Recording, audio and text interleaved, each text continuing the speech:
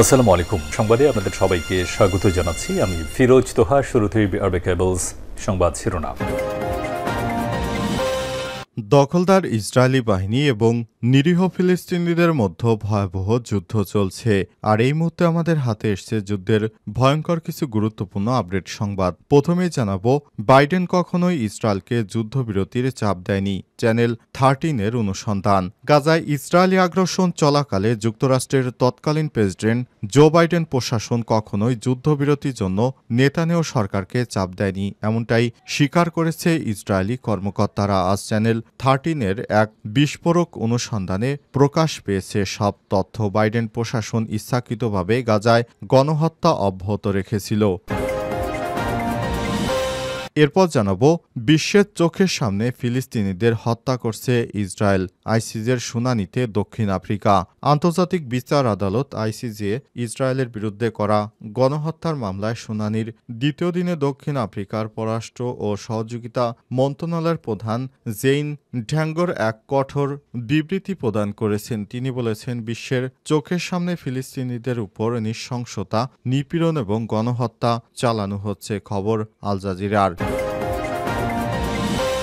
এদিকে ভারত ও পাকিস্তান সেনাদের মধ্যে টানা ষষ্ঠ দিনের মতো গোলাগুলি। পাকিস্তান সেনাবাহিনী জম্মু ও কাশ্মীরের পারগোয়াল সেক্টরে আন্তর্জাতিক সীমান্তের ওই পার থেকে ভারতীয় সেনাদের লক্ষ্য করে গুলি শুরু করে। এতে উত্তেজনা ছড়ায়। একই সময় অন্য এলাকাতেও গুলির শব্দ পাওয়া গেছে। টানা ষষ্ঠ দিনের মতো এই গুলির ঘটনা ঘটে। আজ সারা রাত ধরে এই গুলি চলে।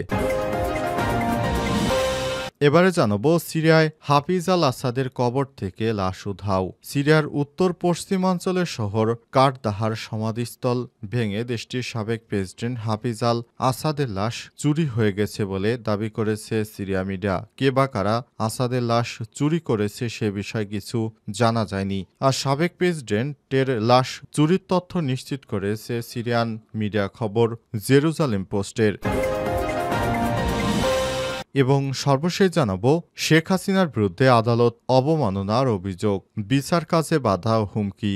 বিচার কাজে বাধা ও হুমকি দেওয়ার অভিযোগে সাবেক প্রধানমন্ত্রী শেখ হাসিনার বিরুদ্ধে এবার আদালত অবমাননার অভিযোগ উঠেছে।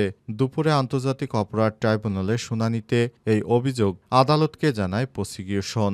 জানানো হয়েছে 226টি মামলা হয়েছে, মানে 226 জনকে হত্যার লাইসেন্স পেয়েছি, এই কথা বলেছিল শেখ হাসিনা। তার এমন একটি অডিও রেকর্ডের ফরেনসিক প্রমাণ মিলেছে। প্রিয় দর্শক, এতক্ষণ শুনছিলেন সংবাদ শিরোনাম, এবারে বিস্তারিত।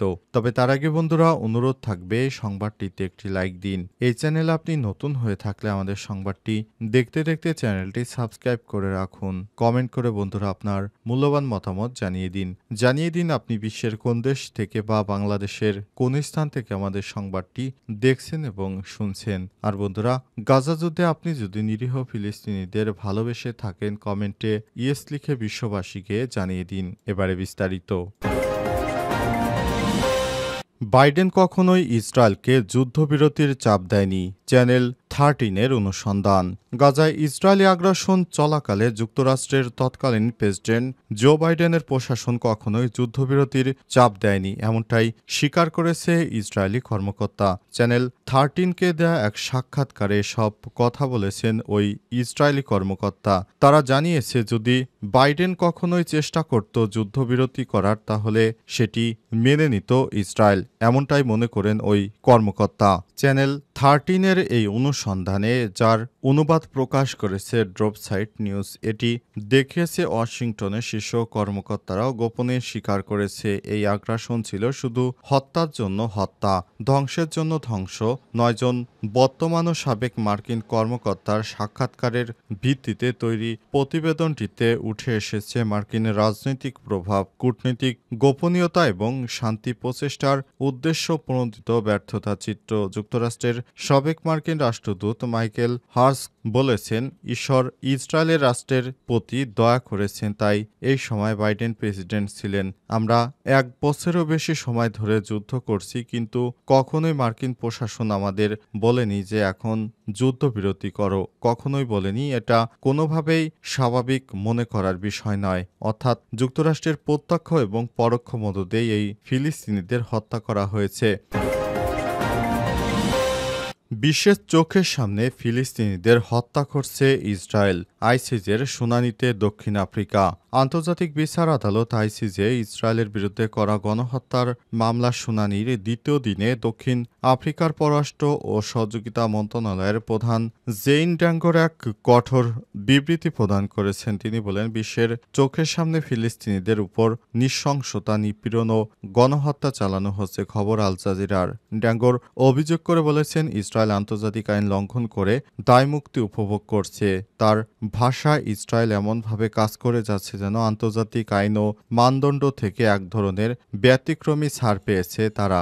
জেইন ড্যাঙ্গরের বক্তব্য স্পষ্ট হয়ে উঠে এসেছে দক্ষিণ আফ্রিকার অবস্থান, যেখানে তারা গাজায় চলমান পরিস্থিতিকে আন্তর্জাতিক আইন ও মানবাধিকারের গুরুত্ব লঙ্ঘন হিসেবে তুলে ধরেছেন এবং এর জন্য ইসরায়েলকে দায়ী করেছেন। এই শুনানিতে অংশ নেয়নি ইসরায়েল। মামলাটিকে পক্ষপাতদুষ্ট আখ্যা দিয়ে তারা এটি প্রত্যাখ্যান করেছে। শুনানিতে সৌদি আরবের প্রতিনিধি মোহাম্মদ সাউদ আল নাসও কঠোর বিবৃতি প্রদান করেছেন, যেখানে তিনি অধিকৃত পশ্চিম তীর, পূর্ব জেরুজালেম এবং গাজার অভ্যন্তরে ইসরায়েলের আন্তর্জাতিক আইনের সুস্পষ্ট লঙ্ঘন বলে নিন্দা করেছেন। এদিকে টাইমস অব ইসরায়েলের এক প্রতিবেদনে বলা হয়েছে, দেশটির অর্থমন্ত্রী বেজালেল স্মোট্রিচ জানিয়েছেন, ইসরায়েল তখনই যুদ্ধ থামাবে যখন সিরিয়া ধ্বংস হবে, হিজবুল্লাহ ভয়ঙ্করভাবে পরাজিত হবে, ইরান তার পারমাণবিক কর্মসূচি বন্ধ করতে বাধ্য হবে এবং গাজার হাজার হাজার বাসিন্দা উপত্যকা থেকে সরে যাবে। ভারত ও পাকিস্তান সেনাদের মধ্যে টানা ষষ্ঠ দিনের মতো গোলাগুলি। পাকিস্তান সেনাবাহিনী জম্মু ও কাশ্মীরের পারগাল সেক্টরে আন্তর্জাতিক সীমান্তের ওই পার থেকে ভারতীয় সেনাদের লক্ষ্য করে গুলি শুরু করে। এতে উত্তেজনা ছড়ায়। একই সময় অন্য এলাকাতেও গুলির শব্দ পাওয়া গেছে। টানা ষষ্ঠ দিনের মতো এই গুলির ঘটনা ঘটে। গতরাত থেকে আজ 30 এপ্রিল ভোরের মধ্যে নিয়ন্ত্রণ রেখার কাছে জম্মু ও কাশ্মীর সীমান্তে এই গোলাগুলির ঘটনা ঘটে। খবর এনডিটিভি। ভারতীয় সেনাবাহিনীর এক বিবৃতিতে জানানো হয়েছে, মঙ্গলবার রাত থেকে বুধবার ভোরের মধ্যে নিয়ন্ত্রণ রেখার কাছে জম্মু এবং কাশ্মীরের নওশেরা, সুন্দরবানি এবং আখনুর সেক্টরে গুলি চালায় পাকিস্তানি সেনারা। বিনা প্ররোচনার নিয়ন্ত্রণ রেখার ওপর প্রান্ত থেকে গুলি চালানো হয়। এতে পাল্টা গুলি করে জবাব দেয় ভারতীয় বাহিনী। এই সংঘাতে অযাচিত ছোট অস্ত্র ব্যবহারের অভিযোগ করেছে ভারত। দেশটি বলছে, পাকিস্তান যুদ্ধবিরতি লঙ্ঘন অব্যাহত রেখেছে এবং আন্তর্জাতিক সীমান্তে গোলাগুলিতে ভারত ভালোভাবে নিচ্ছে না। প্রতিবারই ভারতীয় সেনারা উপযুক্ত জবাব দিয়েছে। এর আগে সোমবার 28 এপ্রিল রাতে দুই দেশের সেনাদের মধ্যে গোলাগুলি হয়। ওই দিনও পরিমিত ও কার্যকরভাবে জবাব দেওয়ার কথা জানায় ভারতীয় সেনাবাহিনী। গত বৃহস্পতিবার রাত থেকে পাকিস্তানি সেনাদের সঙ্গে ভারতীয় সেনাদের গোলাগুলির ঘটনা ঘটেছে, তবে এতে এখন পর্যন্ত কোনো হতাহতের খবর পাওয়া যায়নি। শেখ হাসিনার বিরুদ্ধে আদালত অবমাননার অভিযোগ, বিচার কাজে বাধা এবং হুমকি। বিচার কাজে বাধা ও হুমকি দেওয়ার অভিযোগে সাবেক প্রধানমন্ত্রী শেখ হাসিনার বিরুদ্ধে এবার আদালত অবমাননার অভিযোগ উঠেছে। বুধবার 30 এপ্রিল দুপুরে আন্তর্জাতিক অপরাধ ট্রাইব্যুনালে মামলার শুনানিতে অভিযোগ আদালতকে জানায় প্রসিকিউশন। জানানো হয়েছে, 226টি মামলার হয়েছে, মানে 226 জনকে হত্যার লাইসেন্স পেয়েছি। সাবেক প্রধানমন্ত্রী শেখ হাসিনার এমন অডিও রেকর্ডের ফরেনসিক প্রমাণ মিলেছে। এদিকে ট্রাইব্যুনালের বিচার কাজে বাধাগ্রস্ত করা এবং হুমকি দেওয়ার অভিযোগে শেখ হাসিনার বিরুদ্ধে ট্রাইব্যুনালে আদালত অবমাননার অভিযোগের উপর শুনানি করা হয়েছে। এর আগে শেখ হাসিনার এমন অডিও রেকর্ড পাওয়ার কথা জানিয়েছিল প্রসিকিউশন টিম। পরে আদালত ওই আলামত ফরেনসিক করার আদেশ দিয়েছিল। জুলাই আগস্টে বৈষম্য বিরোধী ছাত্র জনতার আন্দোলনের সময় সংগঠিত হত্যা, গণহত্যা, মানবতাবিরোধী অপরাধে জড়িত থাকার অভিযোগে ক্ষমতাচ্যুত প্রধানমন্ত্রী শেখ হাসিনা সহ 145 জনের বিরুদ্ধে তদন্ত চলছে।